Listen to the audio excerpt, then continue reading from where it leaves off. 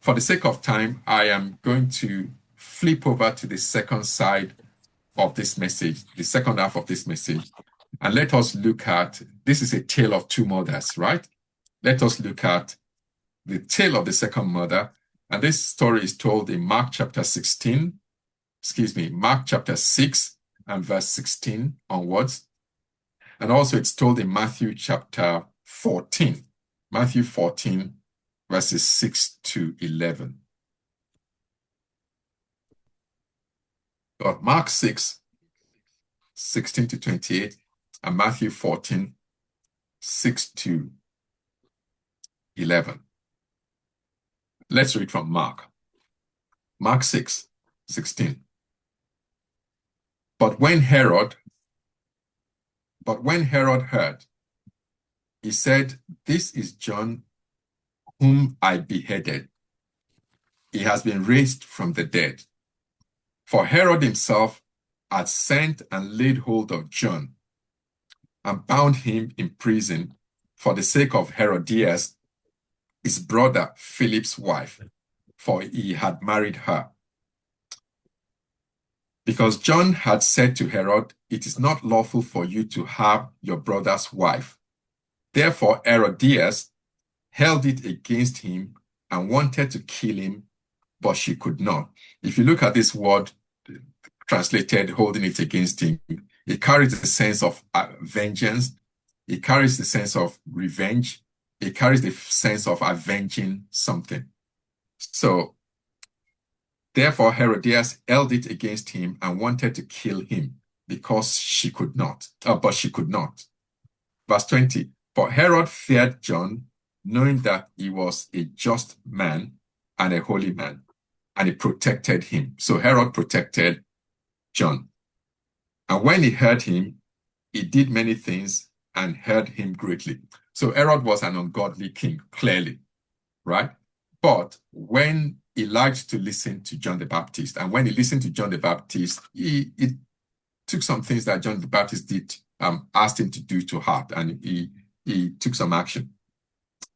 And then verse 21, then an opportune day came when John, on his birthday, gave a feast for his nobles, the high officers, and the chief men of Galilee.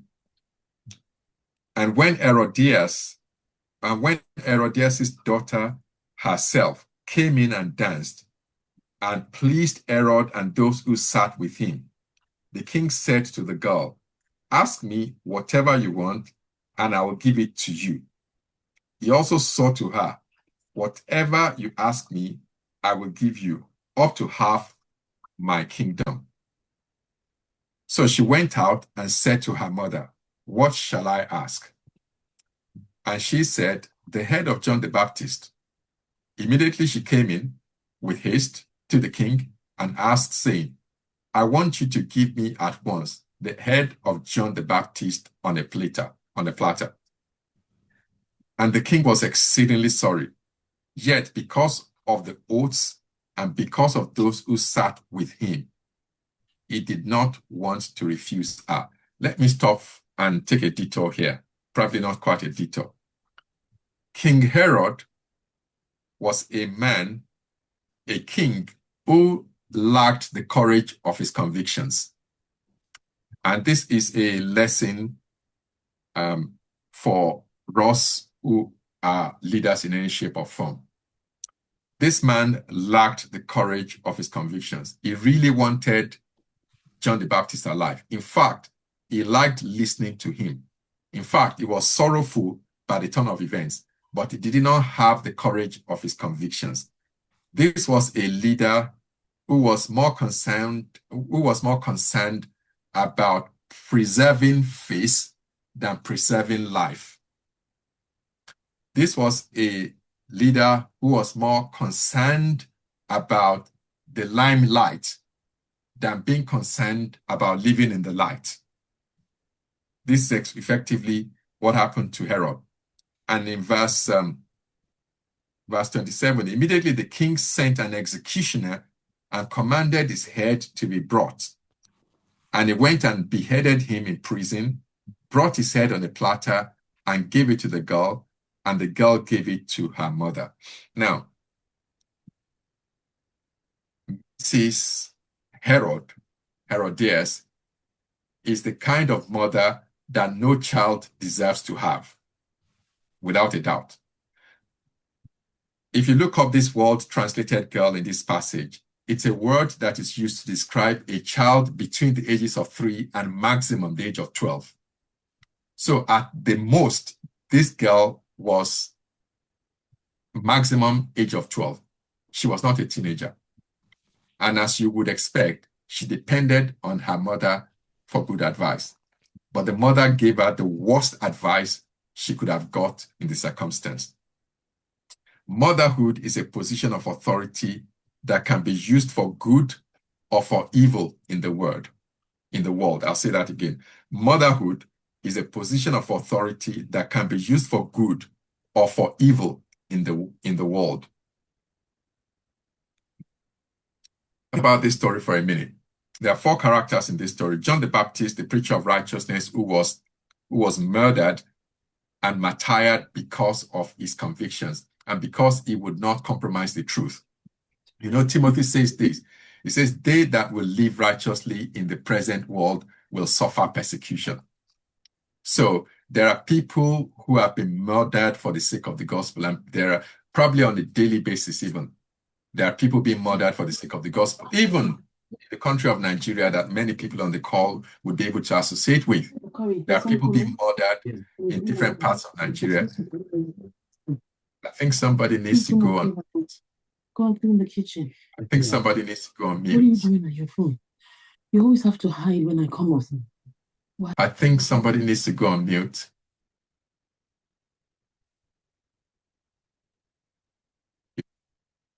Yes. So we talk about the country of Nigeria, where we've had incidents where people are being martyred for their faith. So John the Baptist was one of such people. We also have the reigning monarch, Herod, and we have Herodias, the manipulative wife, and the irresponsible, outrightly irresponsible, ungodly mother. And then we have the daughter of Herodias, the child caught in the very awkward relationship dynamics was what happened. So now, this is an interesting story. Would have been even more interesting if it was not sad. But Herodias was an example of an ungodly mother.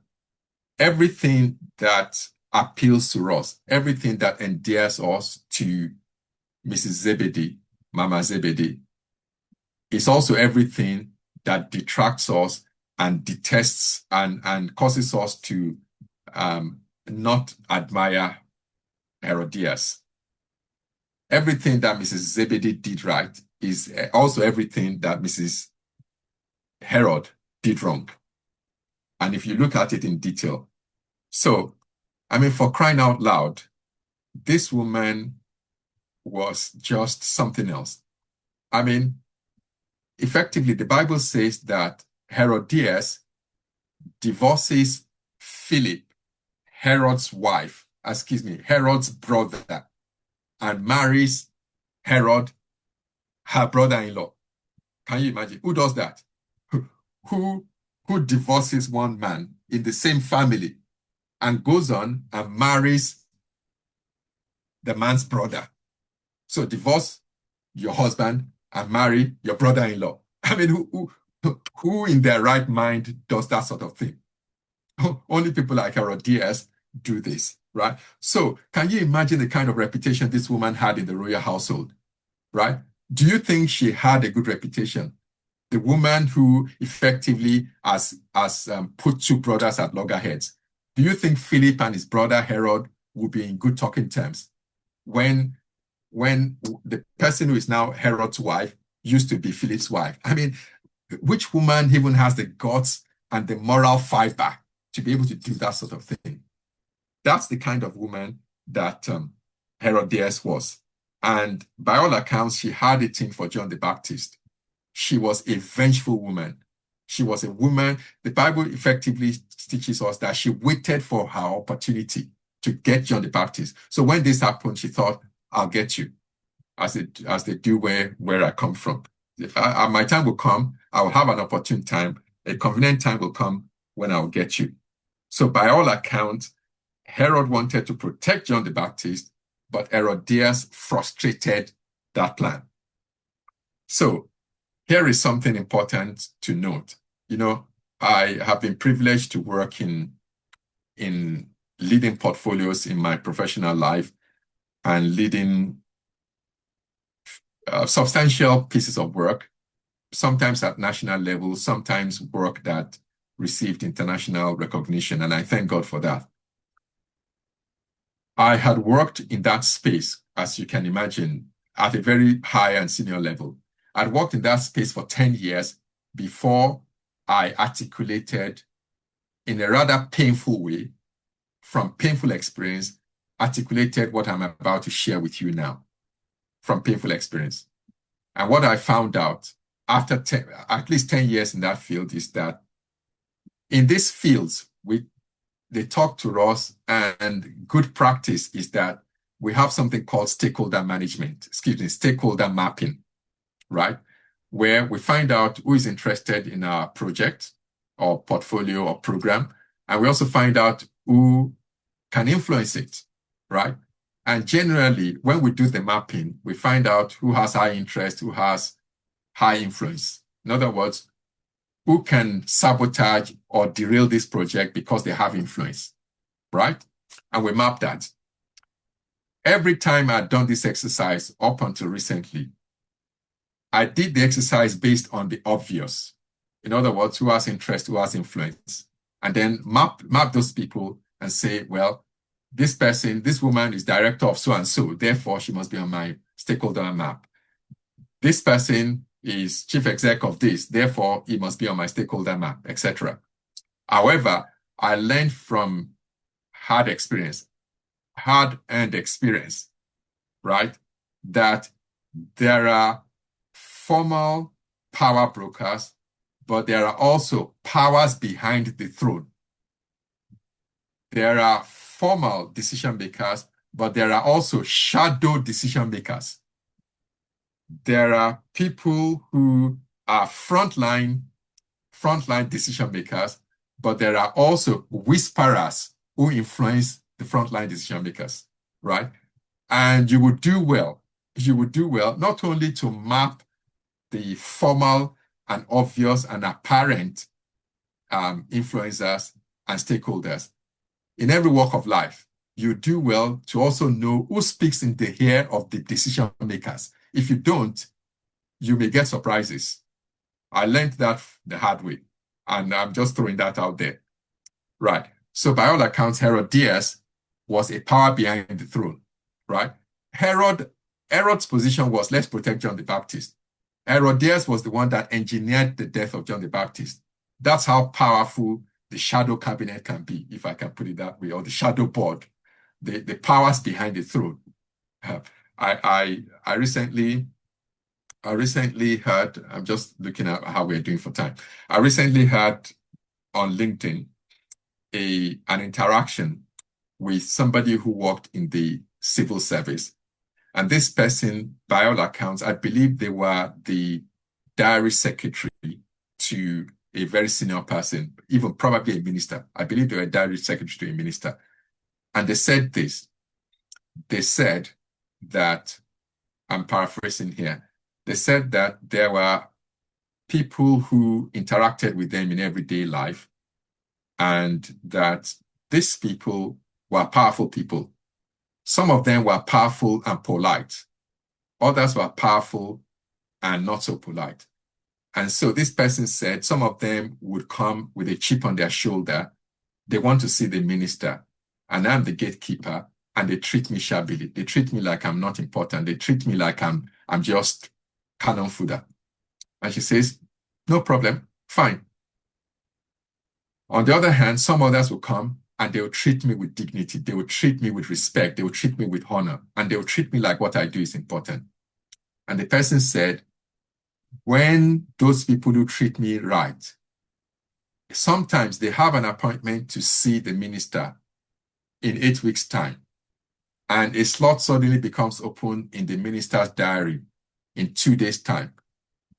The person said, I get on the phone, I go out of my way, email or whatever, and I seek out the people that have treated me right. And I say, you thought you wanted to see, you had to wait 8 weeks to see the minister. Guess what? You can see the minister in 2 days' time.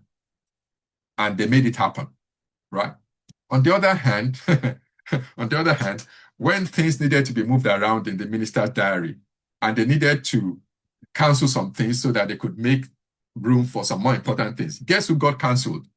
The people who thought they were important and they treated this person shabbily. They were the people who got cancelled. So instead of getting a call to say your 8-week appointment is now a 2-day appointment, they got a call that said your 2-week appointment is now an 8-week appointment. This is the importance of not only treating people right, but also knowing power dynamics, especially in the secular life. Knowing not only who the decision makers are, but who speaks in the ear of the decision maker.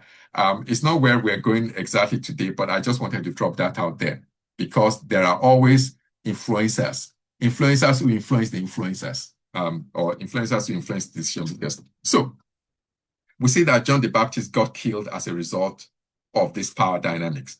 Now, there are a few things that, if you like, there are a few things that we don't want to emulate in the life of Mrs. Herod. One of them was certainly her vengeful attitude. But the second was this woman placed her own self-interest above the interest of her daughter. I put it to you that in all probability that the Bible says that the Bible referred to the girl as Herodias' daughter. If she was Herod's daughter, the Bible would have called her Herod's daughter. So I put it to you in all probability that this girl was actually Herodias' daughter from the first marriage. In more probability, this was probably Philip's daughter, who clearly came with Herodias into Herod's house, because clearly a 12-year-old will not stay on their own. So that's the first thing.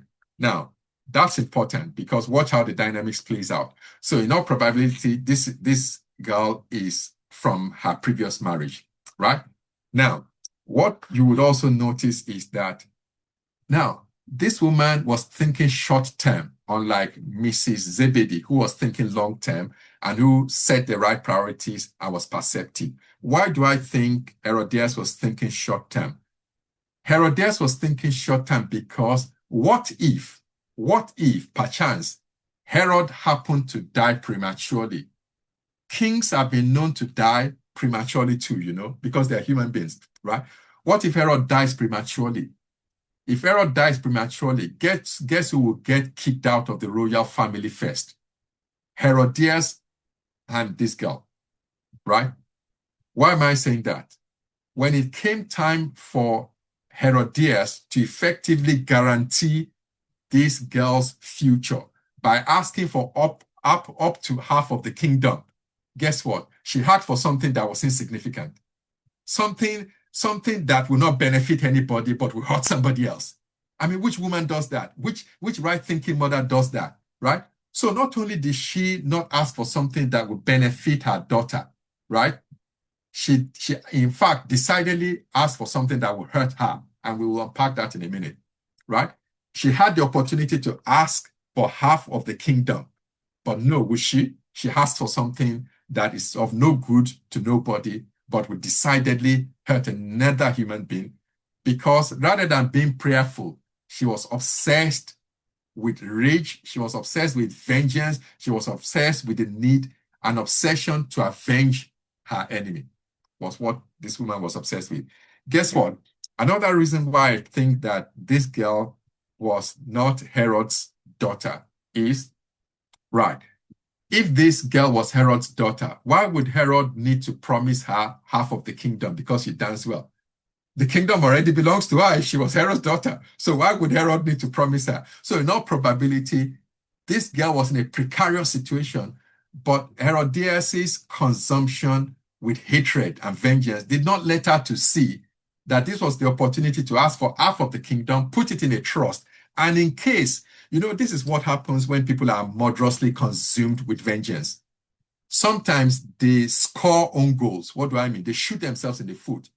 By asking for the head of John the Baptist, Herodias has not only compromised the girl's future, she's potentially also compromised her own future.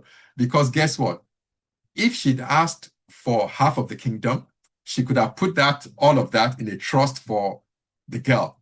And if something happens to Herod in future, surely the girl would have known to come back to mom and say, Mom, thank you for helping me to ask this right when I asked. And surely her own future too would have been guaranteed. But this is what happens when people are consumed with hatred. They make bad choices in life. So this woman makes a bad choice that doesn't not only affect her, but also affects our child. And I'm going to start a round off for the sake of time. But what else do we see? What else we also see is that this woman was not even concerned about her daughter's future. She was prepared to mortgage her daughter's future for something that was inconsequential, something that was insignificant. Why do I say that? I mean, can you imagine the misfortune of a 12-year-old carrying a freshly beheaded head on a platter, going to our mother? By the virtue of my training, my first 2 years in university, I shared many classes with medical students. One of the classes that I do not know any of my colleagues or any of the medical students that we share classes with, one of the classes that I do not know anybody who liked attending is so-called gross anatomy. Gross anatomy, to put it in a way that is not offensive, is where we go into a room, into a hall, really, where there are trolleys on the left and on the right. And I know my twin brother Ajayi is on the call, he can relate to this. Trolleys on the left and on the right. And before they let us loose on living human beings who have live muscles, live nerves, live blood vessels, live tendons and ligaments, etc., we go into a room where there are dead bodies, essentially. And these dead bodies are soaked in formaldehyde. The room smells nasty. You see all kinds of things you don't necessarily want to see. And then you carry a book, you read through the book, and you're cutting these things open systematically to be able to find out where the muscles are, where the nerves are, etc. Why am I saying that? I'm saying that to say, as far as I know, though I went through that training, I never had the misfortune of having to carry a freshly cut off head on a platter. Despite that, it was still a negative experience. Can you imagine the effect of potential post-traumatic stress disorder on this 12-year-old carrying a freshly cut head, right? I mean, this is just the kind of thing that right-thinking mothers would not do. Guess what? This woman is also setting this child up to fail in life. So everybody, there's a room of people, there's a banquet, there's a king probably sitting on his throne, right? A young girl comes and dances and impresses the king. King says, you can ask for anything you want, up to half of my kingdom. We see the young girl run out, right? Runs back in. And the next minute to cash in on the request. And the next minute, the young girl is asking for the head of a prisoner right now. Say, give it to me right now, right? So the people around the room look at like the mother and the girl, and they say, you are going to grow up worse than your mother, right? Say your mother your mother is nasty, but you are going to grow up even more nasty. Which 12-year-old asks for the head of a prisoner right here on a platter? What they do not know, what they will not know, is they just saw a girl run in and run out and run back in. What they did not know is who was speaking into the ear of the girl. So they just think this girl is nasty. So the mother is setting the girl up for enemies in life, even before she's even become a teenager. Which mother does that? You know, there are things that parents do that eternally set their children up for failure in life if they're not careful, right? This was a typical example of that sort of situation. So Herodias was just not a very nice mother. She had a murderous mind. This is the final thing I'll say. This is the final thing I'll say, and then we'll round it up. Final thing I'll say is that parents, fathers and mothers, we need to be careful the way we treat our spouses. Mothers, I beg you, all the mothers on the call, please hear me and hear me good. Please hear me. And I'm coming for fathers in a minute. Mothers, whether you have daughters or you have sons, whether your husband or the father of those children happens to be within your house or in the lives of the children now or not, this is important. The way you talk about that man and the way you treat that man, if he's in the house right now, whether he's there or not, is the way you are treating, or is the way you are teaching your sons to be treated by women. Let me tell you this. If you are treating that man shabbily because he walked out of their life, and you're talking ill about him because he walked out of their life, and you are painting a bad picture of him because he walked out of their life, or even if, or for whatever reason, you think he's not responsible, right? Guess what? What you are saying to your daughters is that men are not trustworthy, right? What you are saying to them is that this is how typical men are. And you are programming them for failure in life. This is what you don't want to do. So when you act, whether the man is there or not, be careful what you do because you are subconsciously programming them. And if you are raising a son, the message you are dictating or you are subconsciously programming into the son is that this is how women treat men. Therefore, when the guy, this is, and there are people, probably my twin brother will speak to this at some point later today. This is how we subconsciously program children. And the reality is science has now shown us, and he's better qualified to speak to this point, science has now shown us that those children will go out and find the exact kind of woman who will do the exact thing to them. This is science, right? So we need to be careful with our actions. Same thing with fathers. When fathers treat their wives shabbily, when fathers disrespect their wives, what they are programming the daughters to believe is that this is how men treat women. And therefore, those girls will go out and find the kind of man who will treat them shabbily like their father treated their mother. This is why we have to be extra careful. We have to think beyond our own conveniences. We have to think beyond our own comfort and think long term and think generationally. So when a father treats the mother of his children shabbily, the message is conveying to his sons is that this is how you treat women, right? And those sons will go off and find women who, for whatever reason, will not be able to be equal matched with them, and women who they have to subjugate. And they think that's the way to do life. So as they say, the evil that men do, it lives after them. And we need to be extremely careful. The final thing I'll say about this, and I'll round it up, is this, that sometimes the world talks about delayed gratification. I know no responsibility, no work of life where delayed gratification is more important than in parenting. There are sacrifices that we have to make as parents.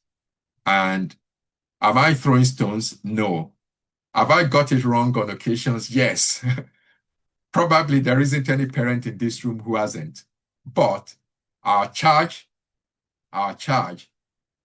is that this is such an important role in life that we cannot play Russian roulette with it, and we need to take it doubly serious. Thinking about this message has brought the enormity of the responsibility of parenting home to me myself, and I'm grateful for the responsibility, but I'm also aware that it's a responsibility for which I will give an account, and that is a very sobering thought. I leave you with these final words, and thank you, Uncle Dowu, for joining the call. It's great to have you on the call, sir. The final thought I'll leave with you is this. Think about Mrs. Zebedee. What do you admire about her that you'd like to integrate into your own life? And think about Mrs. Herod. What do you not admire about her that you want to make sure is not replicated in your own life?